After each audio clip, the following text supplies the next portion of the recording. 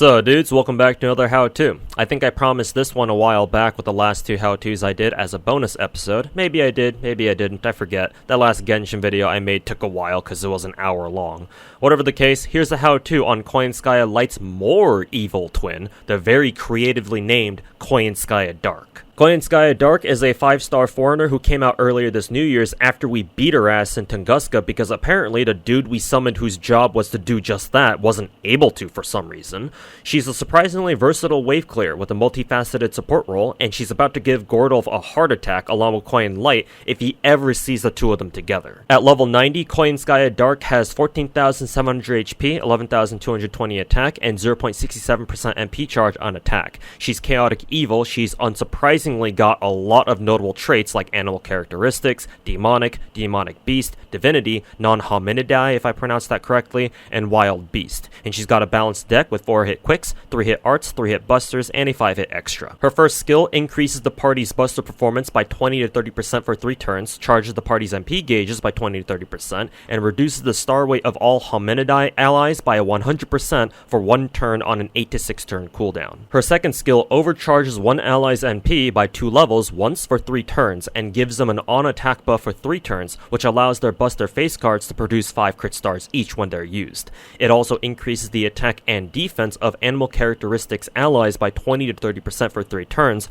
all on a 9 to 7 turn CD. The attack and defense buffs are party buffs as opposed to the first 2 effects, which are solo only, so they always apply to Koyan Dark no matter who she uses her second skill on. Her third skill gives her Pierce Invul, increases her crit damage by 30 to 50%, inflicts Toxic, Evil Curse, and Fire Spread on all enemies that increase their DOT damage received by 50 to 100%, and gives her an on-debuff attack buff that inflicts Poison, Curse, and Burn that each deal 300 to 500 damage every turn for 3 turns whenever she deals damage to them, which of note includes her NP, all for 3 turns on an 8 to 6 turn CD. Her passives give her 2 crit stars every turn and increase her debuff resist, damage against wild beast enemies, arts performance, and debuff success rate. They also give her another debuff on attack buff that has a chance to put buff block for 1 time 3 turns on wild beast enemies whenever she attacks them, and her third Appen skill gives her extra damage against the rulers. Her NP is a 5-hit buster AoE NP that first increases her own attack by 20% for 1 turn, then deals damage to all enemies and does extra super effective damage against earth attribute enemies. It also removes their offensive buffs and reduces their buster resist by 20% for 3 turns afterwards. Koyan Dark is another great addition to the multi-core gang that includes servants like Morgan and, ironically, Taigong Wang. Her first skill alone is enough to put her into that gang to begin with its party buster buff and 30% charge, which goes nicely with the buster reload meta that her slightly less evil twin Koyan Light is in charge of. She also has more specific support roles. Her second skill supports animal characteristics servants, or if you want to be more blunt about it, a furry support skill, depending on how fucked up your furry spectrum is.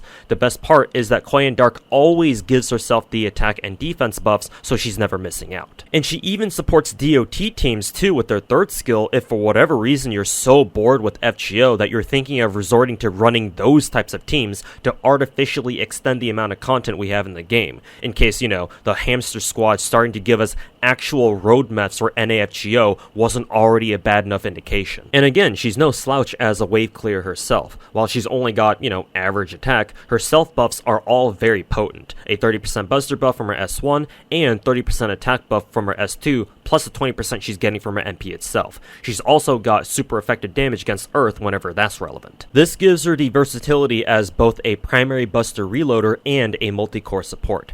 Her S1 is both 30% charge and 6 turn CD at max levels, so she can buster reload with Oberon, but arguably her multi-core role is even better. Even at MP1, Koyan Dark should be strong enough to clear wave 1s and leave the rest to your second wave clear with her own support and Koyan Lights. Do note that if you need more firepower against higher HP enemies like when you're farming event quests, it's probably better if you run your standard double light Oberon teams, but anything else that doesn't need you to break the server with like 7-digit damage numbers, Koyan Dark multi-core teams should be able to handle them just fine, and they're more efficient and faster doing it too. As a bonus, Koyanskaya Dark can even function as a crit DPS if you set up her teams right. Her first skill features a star weight reduction for the Hominidae servants, so she can steal their stars. Her second skill has the Stargen on Buster cards buff that she can use on herself if need be, and her third skill has a crit damage buff, and she's a foreigner, so she has higher than average star weight to begin with. This being said, all the ways that she functions as a crit servant are indirect, as in she doesn't have a direct star weight buff or a direct star bomb skill, which would have been better, so giving her teammates that can help cement her crit DPS role with her own star bombs or 2030s is highly recommended. The cherry on top, which happens to be on fire for some reason in her third ascension stage, is her Pierce Invul on her S3. This allows her to have a degree of challenge quest capability, specifically against challenge quests that feature berserker bosses that start with Invul or spam Invul skills or something. So if you ever come across a quest like this, you can just kick back and enjoy watching Koyan Dark blow up the planet every time,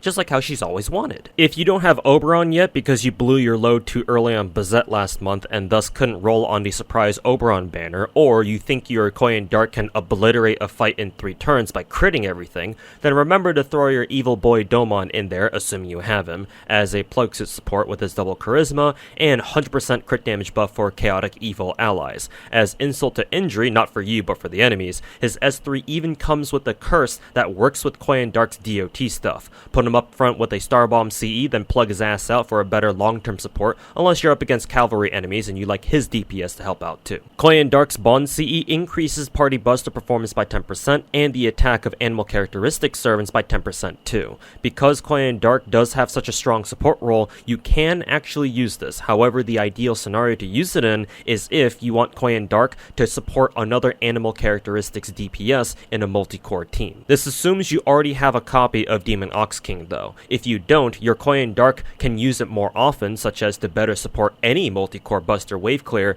and you're confident that Koyan Dark can still clear wave 1 even with her Bond CE's trash stats. For actual CE recommendations, obviously your 50% charges are perfect. If you want to min-max Koyanskaya Dark's personal damage, then pick your CEs based on how balanced her buffs will be. If she's a dedicated wave 1 clear for multi-core teams and thus needs to rely on her own buffs, then Aerial Drive, First Sunrise, or H&D are good. If you want to watch the world burn with Oberon though, then give her Golden Sumo because she'll already be getting a lot of buster and MP damage buffs from him and Double Coin Light. And of course, give her Hot Sands or other crit CEs to better use her as a crit DPS. In summary, Koyanskaya Dark is a well-rounded buster DPS who not only provides a solid support foundation for buster reloading and multi-core teams, but also features a few perks that give her even more of an advantage in certain situations, even if one of those perks involves using DOTs to kill enemies, which is just as pointless as the Hamster Squad giving NA FGO players a fucking roadmap of all things. But don't let that take away from the fact that Koyan Dark is still a fantastic general option that you can fit into just about any buster reloading or buster-centric multi-core farming team.